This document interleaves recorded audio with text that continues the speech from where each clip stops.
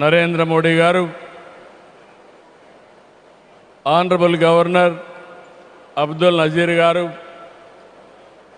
ఉప ముఖ్యమంత్రి మిత్రుడు పవన్ కళ్యాణ్ గారు, వేదికపై ఉన్న పెద్దలందరికీ ఈరోజు అల్లూరి సీతారామరాజు ఇంటర్నేషనల్ ఎయిర్పోర్ట్ సందర్భంగా ఉత్తరాంధ్ర ప్రజలందరికీ ముందుగా శుభాకాంక్షలు.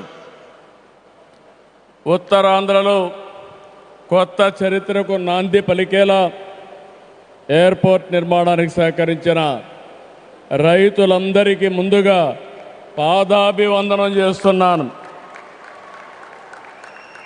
మీరు కేవలం భూములు మాత్రమే ఇవ్వలేదు, ఉత్తరాంధ్రకు బంగారు భవిష్యత్తు ఇచ్చారు. నేడు ఉత్తరాంధ్రకి ఇంటర్నేషనల్ ఎయిర్పోర్ట్ వచ్చింది. ఉత్తరాంధ్రకి అంతర్జాతీయ ఐటీ దిగ్గజం గూగుల్ వచ్చింది. ఉత్తరాంధ్రకి ప్రపంచ స్థాయి స్టీల్ కంపెనీ ఆర్సీఆర్ మిత్తల్ వచ్చింది.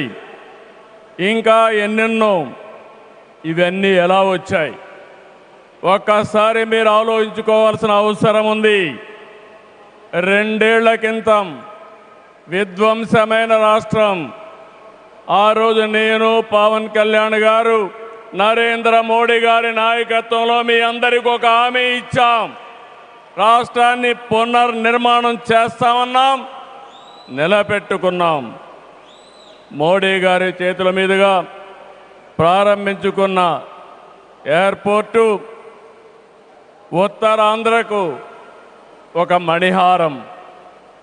నేను అందుకే పదే పదే చెప్తున్నాను, ఉత్తరాంధ్ర కళలకు రెక్కలొచ్చాయి. ఎర్ర బస్సు రాదన్నారు, ఎయిర్ బస్సు వచ్చింది. అవహేళన చేసిన వాళ్ళు అడ్రస్ లేకుండా పోయే పరిస్థితికి వచ్చారు. ఆ రోజు ఎన్నో ఈ ప్రాంత ఆశలని, ఆకాంక్షల్ని తక్కువ చేశారు, అడ్డుపడ్డారు. అన్ని అధిగమించాం. అద్భుతమైన ఎయిర్పోర్ట్ ఈరోజు నిర్మాణం అయిందంటే ఇది ఉత్తరాంధ్రకి గర్వ కారణమని మరొకసారి విజ్ఞప్తి చేస్తున్నాను. కొత్త ఎయిర్పోర్టు మన్యం వీరుడు అల్లూరి సీతారామరాజు పేరు పెట్టుకున్నాం. పేరు తలుచుకుంటేనే గుండె ఉప్పొంగుతుంది. గిరిజనులతో కలిసి ఆయన చేసిన స్వాతంత్ర పోరాటం దేశం ఎప్పటికీ మరిచిపోదు. ఉత్తరాంధ్ర శక్తికి నిదర్శనం ఈ ఎయిర్పోర్టు. ఎందుకంటే ఈ ఎయిర్పోర్ట్ నిర్మించింది ఎవరో కాదు, ఉత్తరాంధ్ర వాసి జిఎంఆర్, ఈ ప్రాంత వాసి.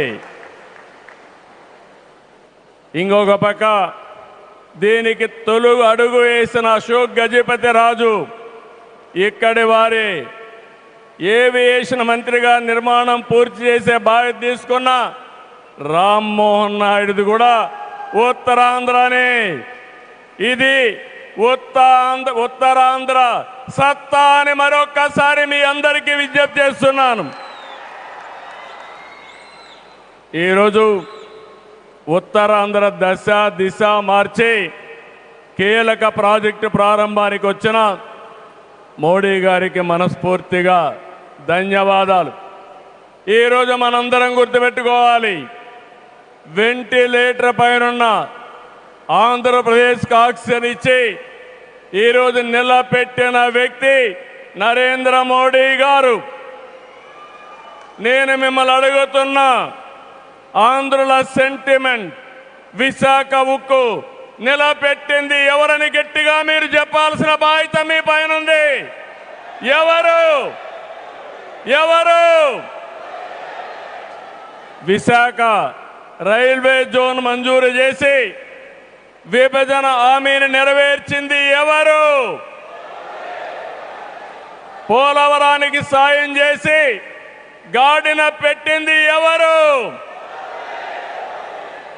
రాజధానికి నిధులిచ్చి పనులు పునఃప్రారంభించిన వ్యక్తి ఎవరు?